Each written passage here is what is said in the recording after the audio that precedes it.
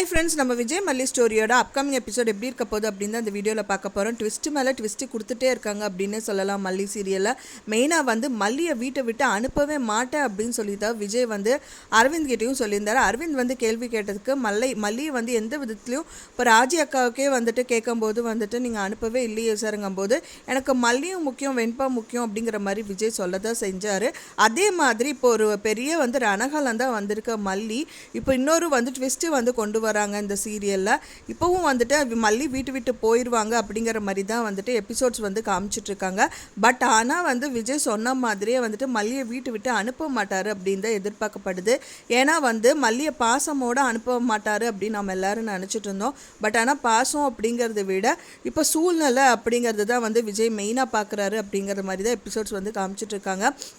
மல்லி வந்து பார்த்திங்கன்னா ரொம்ப இக்கட்டான நிலைமையில் தள்ளப்படுறாங்க. மெயினாக வந்து பார்த்திங்கன்னா அவங்களுக்கு வந்து குறி சொன்ன அந்த பூசாரி வந்துட்டு டைரெக்டாகவே அவங்க வீட்டுக்கு வந்திருக்காங்க. அந்த வேலை பண்ணதும் வந்து நம்ம ராஜி தான். அவங்கள வந்து பார்த்திங்கன்னா சும்மா ஒரு பேப்பர்காரர், அவர் மெயினாக வந்து பேப்பர்காரர் தான்.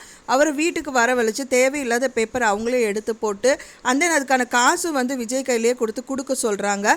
விஜய் கொடுக்கும்போது தான் தெரியுது அவர் எங்கேயோ பார்த்துருக்கு அப்படிங்கிற போது அவரோட இதில் வெட்ட வெளிச்சமாக எல்லாமே தெரிய வருது அப்படின்னு சொல்லலாம் விஜய்க்கு. அப்போ தான் வந்து பார்த்திங்கன்னா நீங்கள் எங்கேயோ பார்த்துருக்காங்கும் போது தான் எல்லாமே சொல்ல வராங்க. இந்த மாதிரி வந்துட்டு இவர் வந்து பேப்பர்காரர், அப்போ என்கிட்ட சொல்லி தானே எல்லாமே பண்ண அப்படிங்கிற மாதிரியெல்லாம் அவர் வந்து விஜய் நினைக்கிறாரு. அப்போ தான் அவங்க அக்காவுக்கும் தெரிய வருது. இதெல்லாம் தெரிஞ்சதுக்கு அப்புறமா வந்து பார்த்திங்கன்னா அப்போ தான் சொல்கிறாங்க, நீ யார் இதெல்லாம் பண்ண சொன்னது, நீ ஃபஸ்ட்டு சொல்லு அப்படிங்கிற மாதிரி வந்து அவர்கிட்ட கேட்குறாரு. அதுக்கு காரணமே வந்து மல்லி தான் அப்படிங்கிற மாதிரி கை காமிச்சிடுறாரு அப்படின்னே சொல்லலாம்.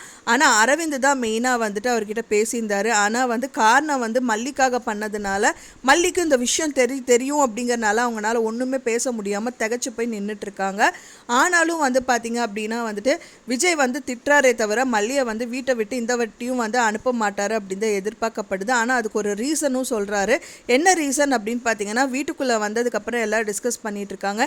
என்ன விஜய் இவ்வளோ நடந்ததுக்கப்புறமும் வந்துட்டு வெண்பா நம்மளுக்கு தான் சொந்தமாச்சு அப்படின்னு சொல்லிட்டு நம்ம கோர்ட் ஆர்டரே வந்துருச்சு, இதுக்கப்புறமும் என்ன நீங்கள் வந்துட்டு மல்லியை வச்சுட்ருக்க, தயவு செஞ்சு அவளை அனுப்பிடு, இந்த வேலை பண்ணிகிட்ருக்கா இன்னும் வச்சிட்ருக்கியே அப்படிங்கிற மாதிரி வந்து ராஜி சொல்ல தான் செய்கிறாங்க.